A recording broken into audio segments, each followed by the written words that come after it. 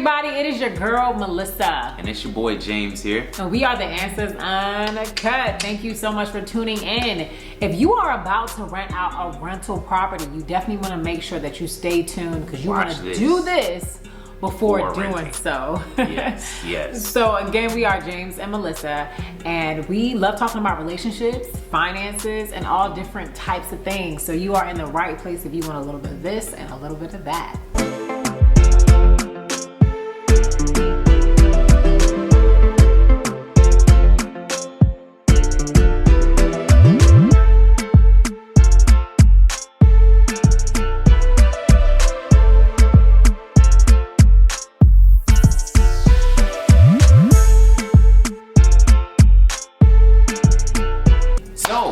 As you guys know, we just recently purchased a second property, and you know, our goal for that was to produce some passive income. We feel like right now in this day and age, real estate is one of the best vehicles to actually generate financial freedom and wealth because of the appreciation of real estate. And you know, that's the reason why we wanted to get the second property in the first place. And we still have more plans to acquire more real estate. So in this video, what we're going to share with you is just our process of how we acquire the renters and the steps that you should take before renting out your property. People think it's so easy, and it can be. Yeah. If you know the steps of doing so before renting out your property, because you don't want to rent it out to anybody. Yes. And there may be a lot of things that you don't even realize that you need to do that needs to be done. So the first thing that you want to do before renting out a property is to complete a market analysis. Mm-hmm. You want to understand the demographics around the area that you're going to be renting in. Mm-hmm. And you want to understand what the houses are going for and what the apartments are going for. Because in the process of you posting your rental property, you're gonna be taking pictures and you're gonna be advertising it, and you need to know what you're wanting to attract. So say for example, if an apartment is gonna be $2,000, and then you have this, you know, 2-bedroom apartment for $2,000, but then you have this 4-bedroom house for $2,000. Yeah. You know for a fact that you can probably be charging a lot more for that house and that rental property. That's so true, guys. That market analysis is key. And one of the other tips that you want to consider is, what do you want in a renter? Like for us per se, in our situation, we purchased a brand new home. So we wanted to, you know, maintain the longevity of the home. So our requirements were no pets.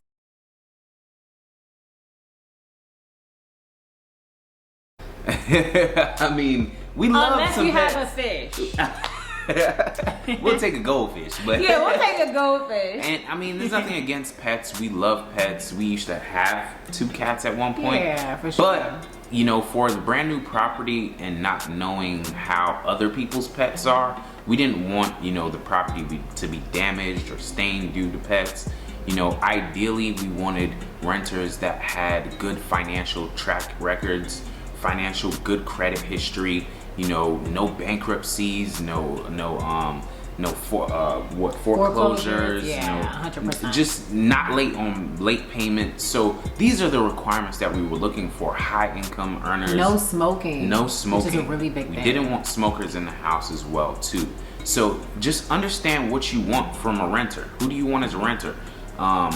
Ultimately, we didn't want too many people that are like sharing on a roommate situation, because that's kind of unstable. You know, when you have 4 different people living in the house, all splitting rent, that's not one thing that we wanted either. Yeah. And we're not saying that these are bad. We're not saying that they're bad. We were just saying that these were the preferences that we wanted. Selected for our first rental property. So that's what you're gonna have to do. You're gonna have to figure out what situation that you're gonna want to do. So guys, when it comes to getting renters, you want to have a system in place for screening the renters.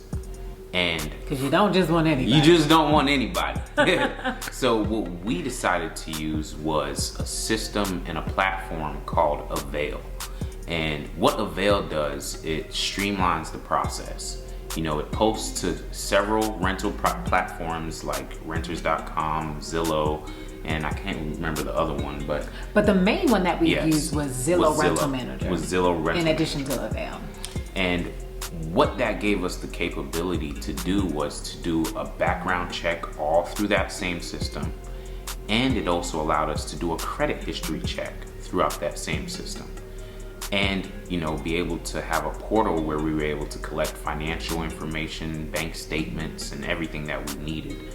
So the key thing here is to screen your applicants. Going through each applicant, making sure they qualify, how many tenants, you know, and just getting all the information that you need and the data that you need to make the accurate decision. Up front. And then another pivotal piece of information to piggyback off of what James said is we verified all of that information. Yes. So if somebody said that they made, you know, $15,000 a month, we verified that. Where the facts at? Where the receipts? We need to see it. So we asked for 60 days worth of bank statements. Yes. And then we also called employers. That's so we called employers and previous landlords just to verify. I don't know if you guys know, but we are in the Atlanta market, and people be for that way. They be scamming. So we just had to make sure. So we definitely just wanted to make sure and cross all of our I's and T's and all that good jazz. And by the way, for our process, literally, I don't know what you guys know what's going on right now in the market, but when we posted our home, we got like almost 30 applications. Yes.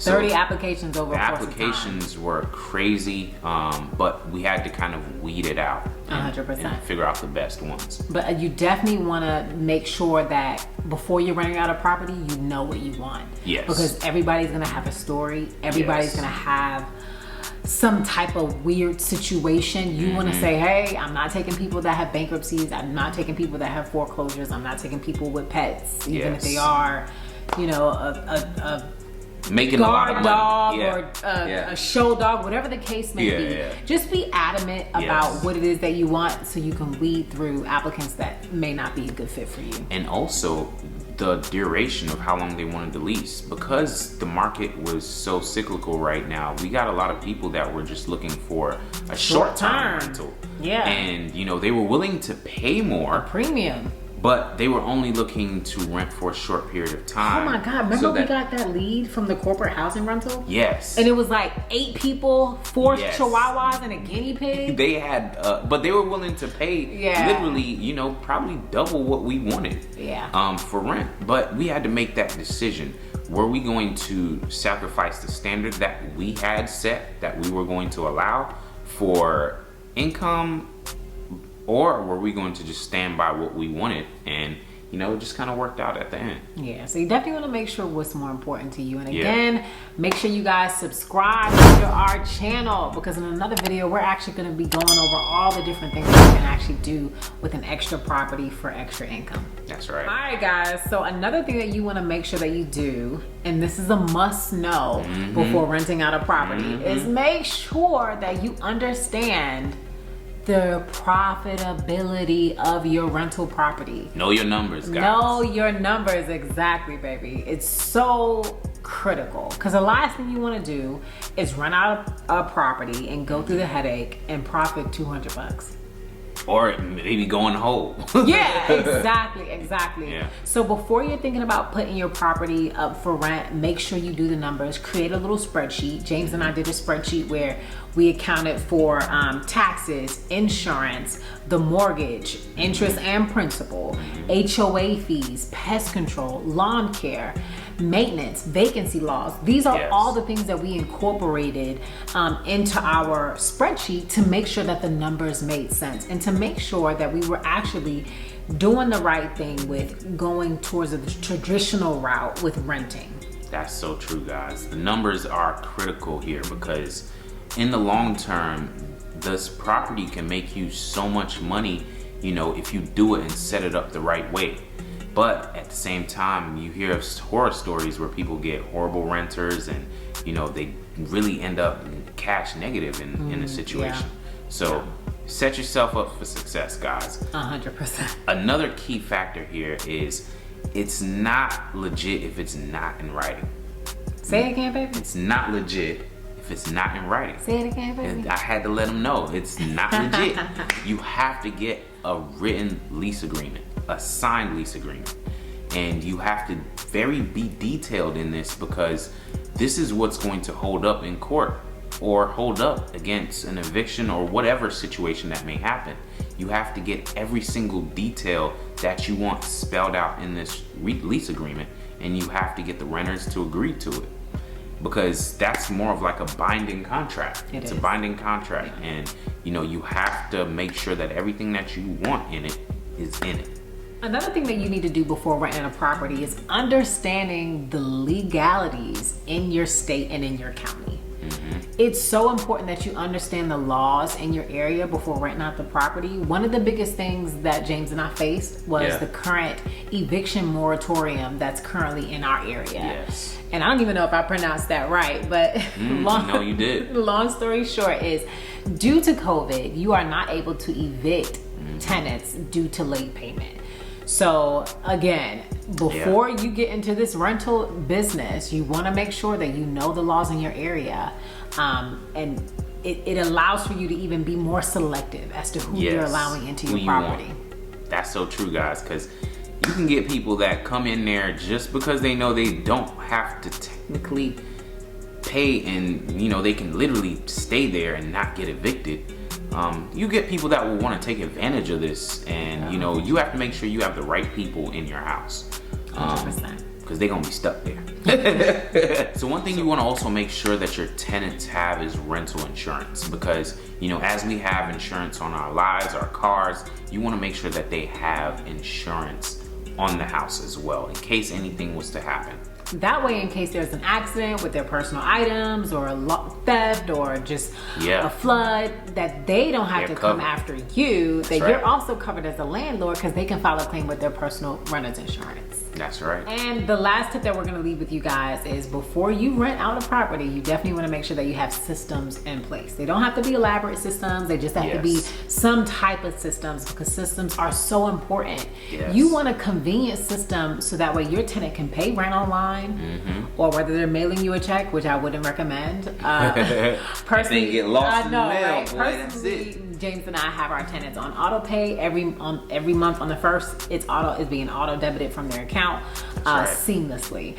So you definitely want to make sure that you have some type of system in place. Also, you want to make sure you have a system in place to do maintenance requests. So guys, when it comes to maintenance, that is key, guys. And for us, particularly in our situation, we purchased a brand new home, and a lot of things are still in warranty, appliances, structural. So for really the next 5 to 10 years, we're covered. The tenants, all they have to do is send us an email, and we'll reach out to the warranty department, and they'll send somebody out to go fix it.